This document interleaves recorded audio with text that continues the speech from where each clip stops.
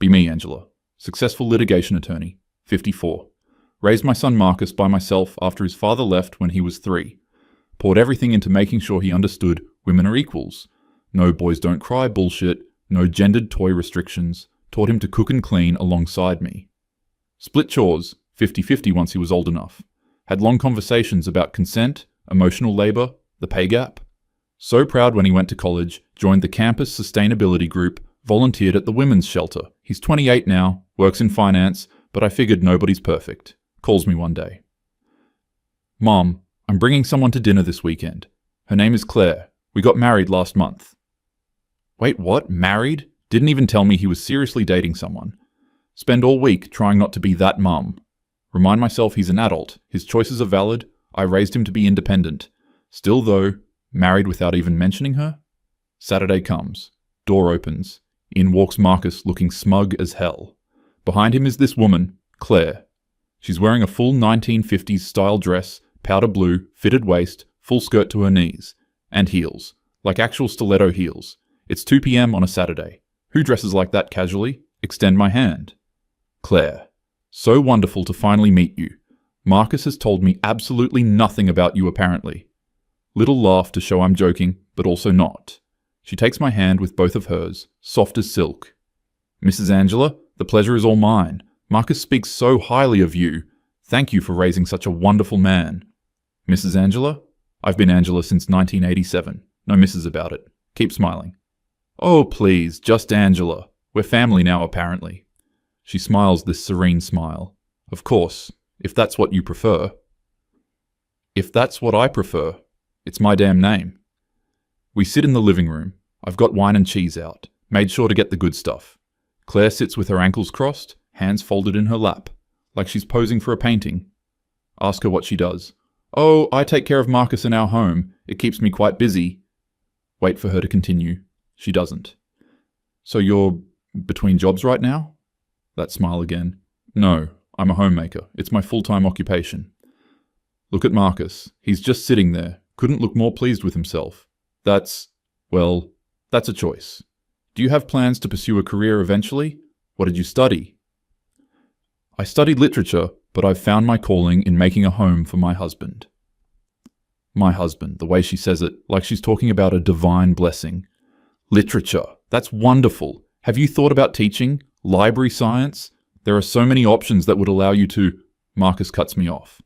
Mom, Claire is happy with her choices. Not everyone needs to monetize their education. Excuse me? When did my son start talking like a condescending libertarian? Of course, I just meant that it's important to maintain independence. Financially speaking, you never know what might happen. Claire tilts her head. Marcus takes excellent care of me. I trust him completely. Jesus Christ. It's 2024. Ask what they want for dinner.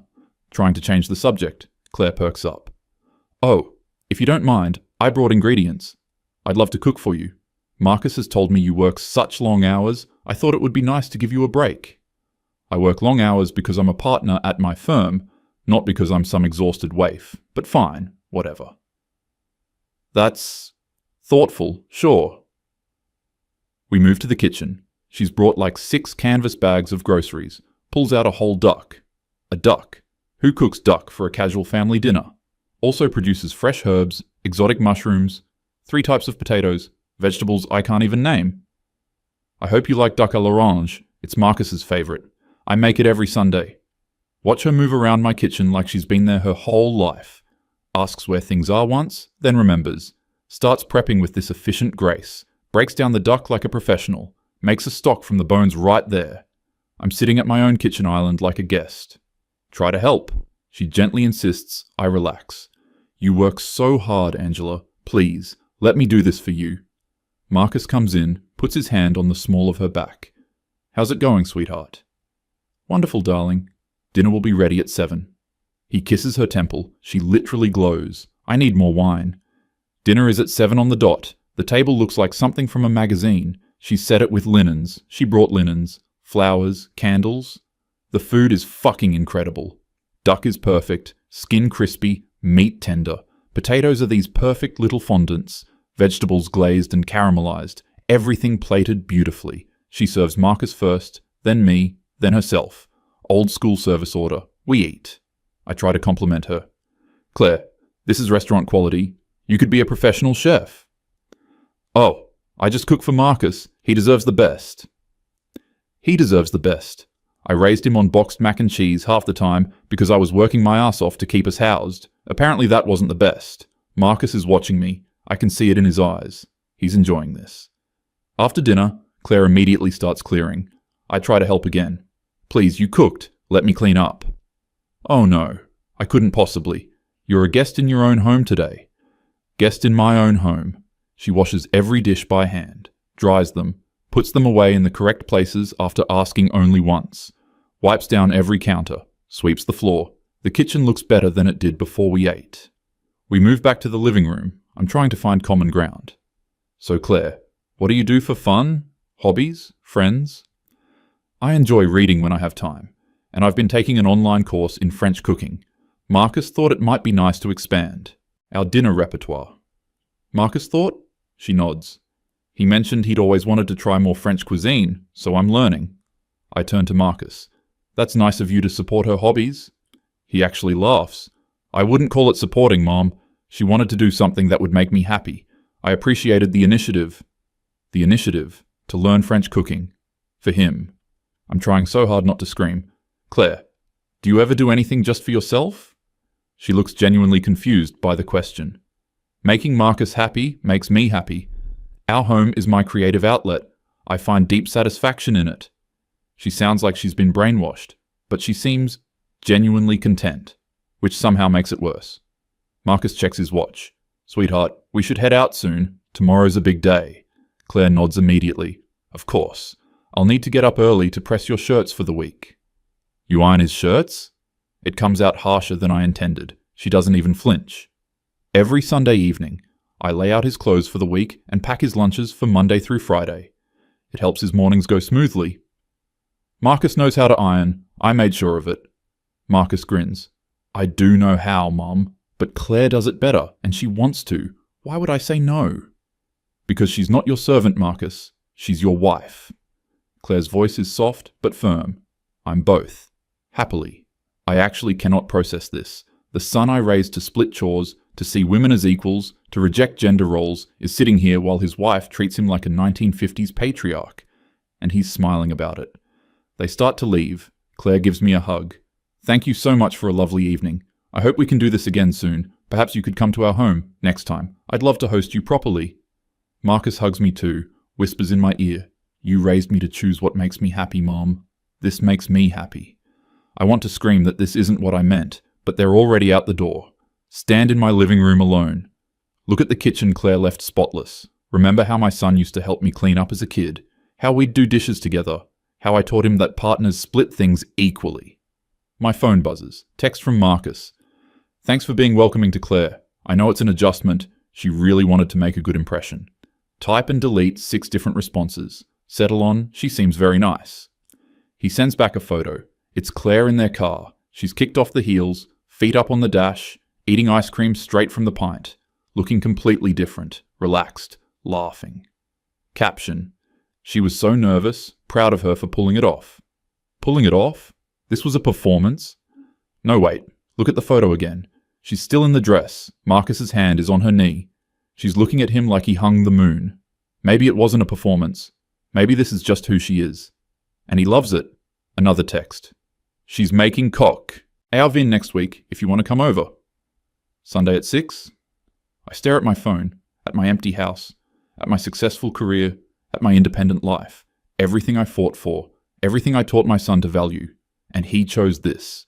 Chose a woman who calls him darling, who irons his fucking shirts, who asks what he wants for dinner like his preference is law. I should say no, should maintain some dignity, but that duck was really fucking good. And I'm curious about their home, need to see if this is real. Type back, I'll be there.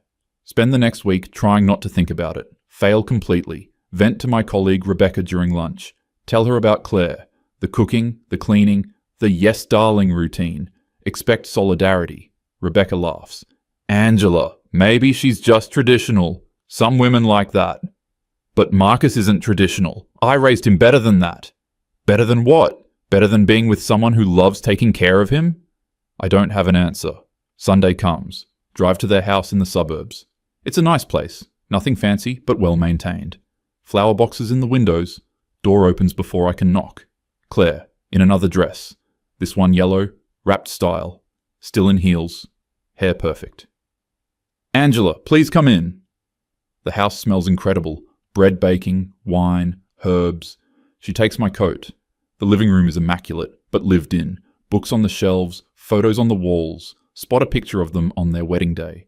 Tiny ceremony, apparently. Claire's looking up at Marcus like he's everything. Marcus comes in from another room, dress shirt and slacks, on a Sunday, at home. Hey, Mum, make yourself comfortable. Dinner's in about 20 minutes. He kisses Claire. She touches his face. Did you finish your reading? I did. You were right about that chapter. Really insightful. She beams. They have book discussions? Claire excuses herself to the kitchen. I sit with Marcus. So, you seem happy. I am, Mom. Happiest I've ever been. Even though doesn't it bother you? The imbalance? He leans forward. What imbalance? She does what fulfills her, I do what fulfills me. We're both happy. Isn't that what you always said mattered? Being happy? I said being equal mattered. We are equal.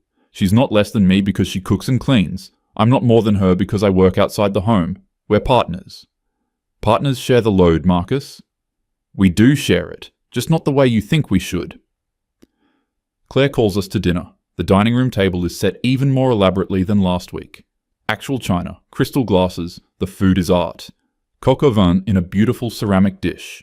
Roasted vegetables, fresh bread she made from scratch, salad with homemade vinaigrette. She serves Marcus, then me, then herself, again. We eat. I have to admit, it's delicious. Watch them interact. He tells her about his week. She listens intently, asks questions. She tells him about a book she read. He's equally engaged. They're genuinely interested in each other. After dinner, same routine. She cleans everything. Refuses help. Marcus and I sit in the living room. I notice a basket next to the couch, full of his shirts, pressed and folded. Also a neat stack of lunch containers. Meal prepped and ready. Can't help myself. Marcus, do you ever cook, clean, anything? He considers. I handle the finances, home repairs, car maintenance, yard work. I'm teaching Claire to drive stick shift. We're planning a trip to Japan next year. I'm handling all the logistics. That's not the same as domestic labor. Why not? It's labor that keeps our household running. She does her part, I do mine. But she could work and do some of those things. You're capable of ironing a shirt. Mom. His voice gets serious. Why does it bother you so much that Claire wants to take care of me? Because I didn't raise you to expect that from a woman. You didn't raise me to expect anything from anyone. You raised me to appreciate effort, to respect choices, to value what people offer freely. He's using my own words against me. Claire offers this freely. She wants this. Who am I to tell her no? Who are you to tell her she's wrong? Claire comes back in, sits next to Marcus. He puts his arm around her. She curls into him naturally. Angela, I hope I'm not overstepping, but I heard some of that. Great. I know this seems strange to you. Marcus told me how you raised him. It's admirable, truly. She pauses. But my mother worked herself to death trying to prove she could do it all. Career, home, everything. She had a heart attack at 52. I watched her refuse help, refuse rest, refuse to admit she was drowning because she thought asking for help meant weakness. Oh, I don't want that life. I want to pour my energy into one thing and do it excellently. For me, that's creating a home. Not because I'm weak or brainwashed or oppressed, because it's what I want.